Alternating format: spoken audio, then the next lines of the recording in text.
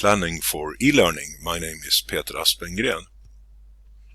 E-learning, I consider almost any kind of learning today in higher education e-learning, because they're always involving digital tools and the web, etc. So I try to divide the different kinds of e-learning into these four parts: education, students, communication, and tools. So depending on these, you get different shades of e-learning. Let's start with education. You can have a campus education, which is when you meet at the university at their physical houses and buildings and lecture halls. You can have a distance education course where you hardly see each other at all or do not see each other at all.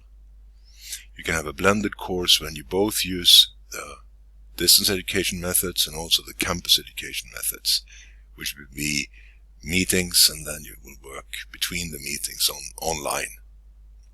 Or you can do a MOOC, which is where you just provide a massive open online course for anyone to join without any cost and without registration to your university. If we take a look at the different kind of students, we have at least these four categories. We talk about program students that take a full program, course students that take a course, in-service training students that go back to university when they are in their professions to learn more. And we have the anyone here, which is a strange and big group, which means that these people that go to your homepage at the university to learn, or they will join a MOOC. We hardly know who they are. We see their names, but in most cases we are not totally sure who they are. We can also see the different needs and different kinds of tools that we can use. So we here right now at SCLU, we are talking about Canvas as a learning management system. We talk about Kaltura as recording and spreading of media. And then we decide to think about new tools, because there are always new tools flowing into the system that we have to learn how to use in a most efficient way. Then we also talk about different kinds of communication you need to think about when planning an e-learning course. What is the best way to communicate with the students and what is possible? So here we have the synchronous part, which can be held in houses and rooms, but also online, using tools like Zoom, for example. You can also have asynchronous communication with mail or discussion forums on a web platform, and you can have recorded communication, which is what we're having at the moment right now. I'm recording this at one point, and then you will watch this at another point of time. We also need a framework for teaching, a mindset for teaching, and that is for all kinds of teaching. I would say it's also very important for online teaching. And the framework I'm talking about and thinking about now is community of inquiry. You can see the web address down at the bottom where you can find a lot of more information about this. But to put it in a short and simple way right now to try to explain this model is that you as a teacher, you have three different roles. One is the social presence when you engage with the participants. One is the cognitive presence when you engage with the content. And one is the teaching presence when you engage with goals and direction. So when you talk about social presence, it means that you have to be approachable, you have to be motivating and supporting. And the cognitive presence is about you having to know what you're talking about, your knowledge. And the teaching presence is when you have your techniques, when you have your ideas, when you have the methods to make the teaching happen. And also when you how to plan the course to make sure that this is flowing in the right direction. You also need a tool to build courses more theoretically, and that tool is constructive alignment. We've been working with constructive alignment at the SLU right now, and in the grading course, as a course leader, you get the knowledge how to do this. It's about teaching and learning activities when you describe what you want the students to be able to do after a finished course with active verbs. It's about the assessment task, which means that how do you find out whether they learned or not? And it's about the teaching and learning activities, is what do you plan for the students to do so that they learn. And you have to make sure that these three things are aligned. They are corresponding with each other, so it makes a clear outline for the course. It's good for the students because they want to know what is happening, and it's also good for you because then you can think, is this teaching and learning activity really supporting the intended learning outcomes? And the other way around, and also with the assessment task, what do we really want to assess, and how do we do that in a most efficient and pedagogical way? Before you start planning a course, there are some questions that you need to ask yourself.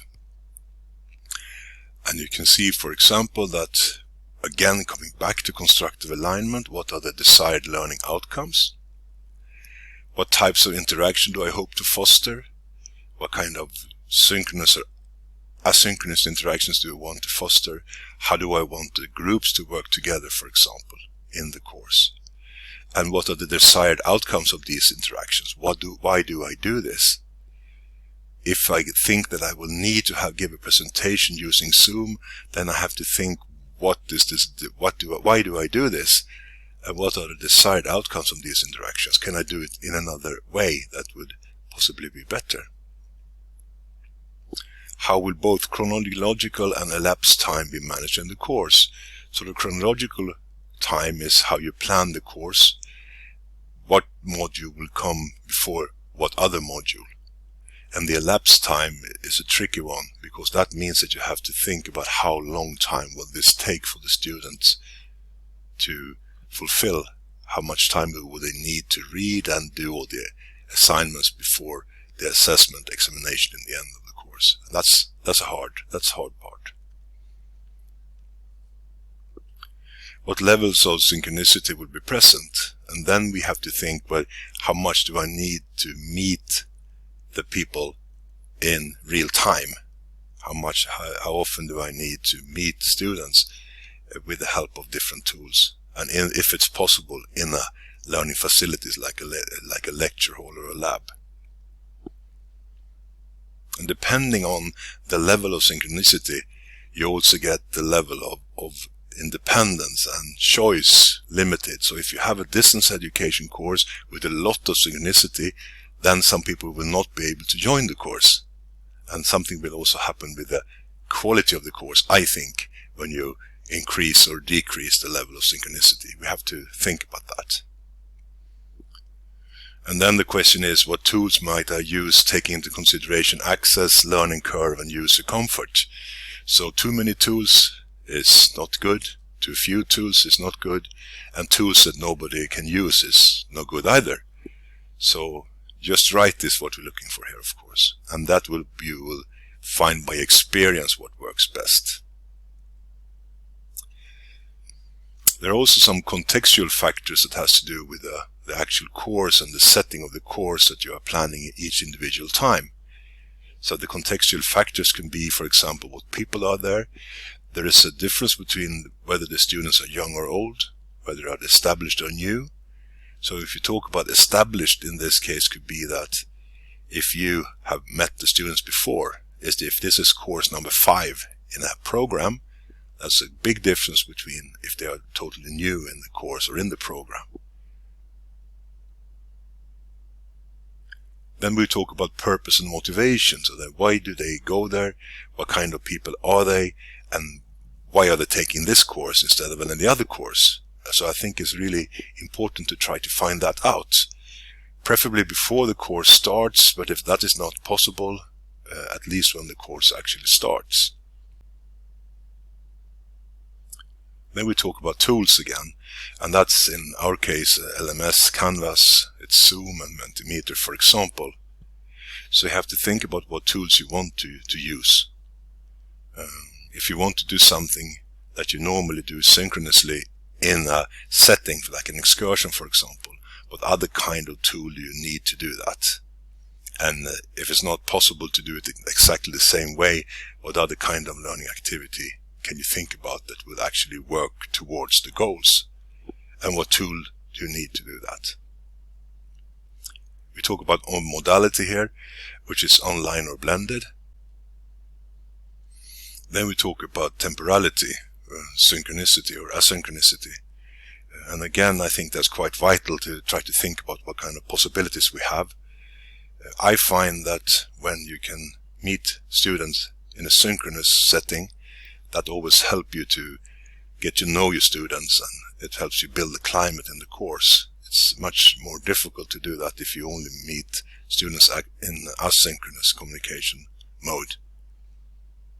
So how do we blend this? Because if we, as I said before, if you make too many synchronous settings and too many synchronous activities, then you will find that the possibility for some students to join the course will decrease. And if we talk about a massive open online course, I would find that most of them, I say almost every one of them, are totally asynchronous. If then students want to meet, they build their own spontaneous teaching and studying groups, and they meet in libraries or, well, in Zoom. But the MOOCs are not planned that. They're only working with asynchronous tools. And then, of course, the class size matters too. We can think about really small courses with just 5 or 6 or 10 students sometimes, and we also can find the massive open online course again, where just anyone can join. It could be thousands of students in those courses. This is another model then again to try to see what different things you need to think about, and I will not talk you through this.